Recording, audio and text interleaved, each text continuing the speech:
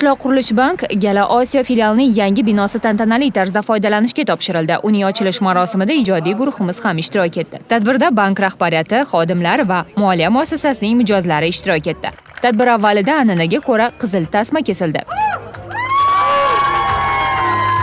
Shundan so'ng yig'ilganlar filial faoliyatiga muvaffaqiyatlar tilashdi. Yangi filial zamon talablari asosida jihozlangan. Bu yerda 50 nafar xodim mehnat qiladi. Qishloq qurilish bank Gala Osiyo filiali barcha zamonaviy qurilmalar bilan birgalikda mijozlarga xizmat ko'rsatishga tayyor.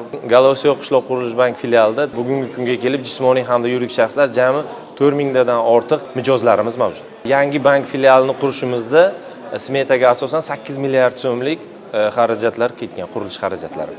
Biz qishloq qurilish bank yangi filiali haqida mijozlarning fikri bilan ham qiziqdik. Valutni kredit oldim 2019-yil 16-avgustda havo tigach mashina olish uchun. Va hozir yana yaqinda valutni kredit olaman, ishlab chiqarish qilish uchun. Xursandman yangi binoga ko'chganimizdan. Hamma shart-sharoitlar bor, vaqt soatida pulimiz ko'chib o'tiribdi.